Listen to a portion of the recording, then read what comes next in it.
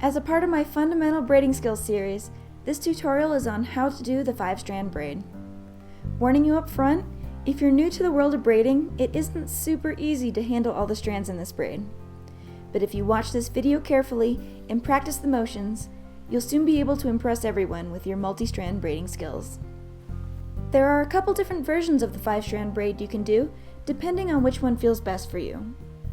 This one I'm starting here is the transverse version, meaning strands from one side of the braid weave all the way across all of the other strands. To do this one, split your hair into halves, with one half slightly thicker than the other. Further split the smaller half into 2 strands and the larger half into 3 strands. When you're working with this many strands, make sure you're really utilizing all the spaces between your fingers to hold each strand separate. You have 4 spaces between your fingers, plus the space that forms when you curl your fingers down over your palm. So practice holding all the strands with one hand, in whichever way is most comfortable to you. Even your mouth can become a useful way to hold strands, which you'll see me do a couple times. Then to actually do this braid, take the strand that is farthest to the right and cross it over the inner right strand so the 2 switch places. Then cross it under the middle strand. Cross it over the inner left strand, and finally cross it under the outer left. This strand now becomes the outer left strand, and all the others shift over one space. Take the new outer right strand and again cross it over the inner right, under the middle, over the inner left, and under the outer left. Repeat again with the next outer right strand, and keep going down the length of the braid. Eventually it gets easier to hold all the strands because they'll stay separate from each other after a few iterations of braiding. When that happens, you can hold multiple strands together at once without them blending, and you can also let strands hang on their own without falling apart. When you're all finished, you have a braid that looks like this. It resembles the transverse 4-strand braid, just being a bit more complicated. So if this braid is giving you trouble, you can try out that version first to get a hang of the weaving pattern. Now the second version is the one that I typically prefer to do when I make a 5-strand braid. I find it easier finger-wise. For this one, make 5 strands again, and then weave the outer right strand over the inner right and under the middle strand. Then stop there with that strand. It is now the new middle strand. Next, with the outer left strand, weave it over the inner left and under the middle so it becomes the new middle. With the outer right, weave it over the inner right strand again and under the middle.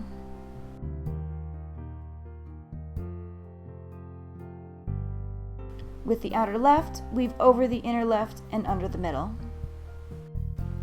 Keep going like this for as long as you want the braid to be.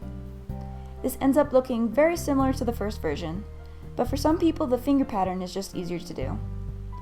Also, this version allows you to do a Dutch 5-strand braid. To accomplish that, start with 5 strands behind your head. Weave the outer right strand under the inner right this time and over the middle.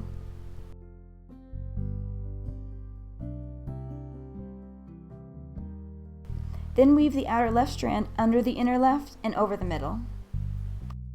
Next, hold all the strands with one hand while you pick up more hair with the other, and add that hair into the outer right strand to make the strand bigger.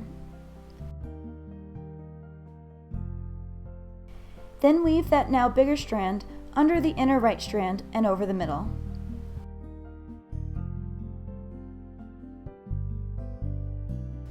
Add more hair to the outer left strand as well. Weave under the inner left and over the middle.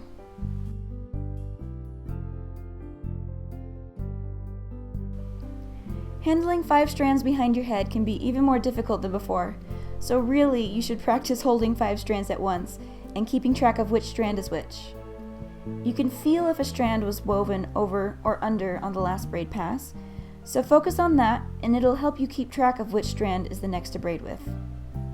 You can also technically do a French version of this instead of Dutch, but you can't see all 5 strands when you do it that way, so it's not really worth it.